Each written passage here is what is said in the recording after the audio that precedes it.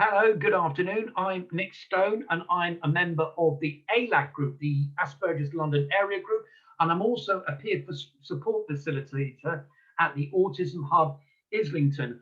I was diagnosed with autism back in January 2016, and that got me involved in ALAC through a Google search. And since then, I've been involved in regular membership meetings and also volunteering work, which I really enjoy, particularly the webinars and digital delivery that help reach out to our members. I'm now going to hand you over to Ziggy. Hello, I'm Ziggy Newman. I'm 32 years old. I was diagnosed at the age of 23. And I got in through the Autism Hub via the Camden is in Crisis team, who referred me after finding my problem was related to autism. And they referred me on to local groups in the area, and Autism Hub was one of them. I think it's been very beneficial to receive support in the area of Asperger's myself, because I feel there is a severe lack of services tailored to those with Asperger's and autism for adults. This is a big problem, and it's really powerful to have a group that actually understands you, provides services that are working around your condition and are not kind of in the dark about things.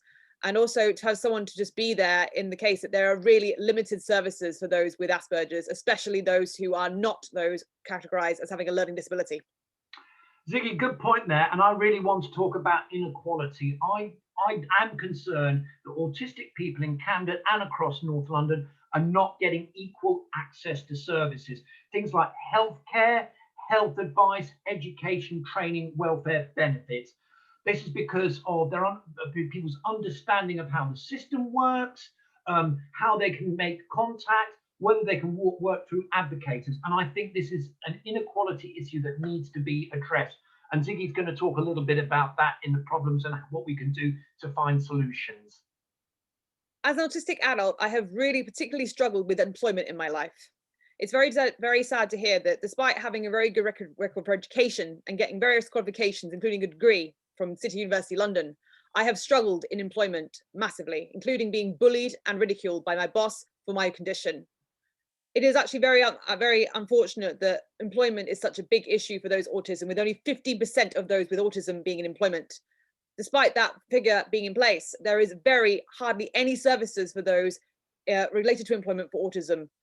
And there is a severe need for benefits and workshops and services catered around employment, including interview technique, CV workshops, employment advice, career pathway advice, and general support surrounding mental health with those with Asperger's and other forms of autism.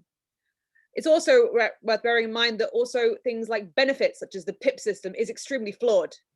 Most of those who are categorized under the condition of autism, particularly Asperger's syndrome, do not receive PIP, which is a very flawed benefit based around those who only fit a certain criteria of disability. Any service that is catered towards people having disability of any kind should be sufficing for those who have any kind of disability, whether severe or not. And it is extremely unfair for those to be singled out because they don't fit a certain criteria of what people view to be disability. A solution in terms of Asperger's and autism is our group, in that we provide peer-to-peer services which are catered specifically for those with autism. This includes counselling, general support, and general advocacy, including those linked with the job centre in Camden.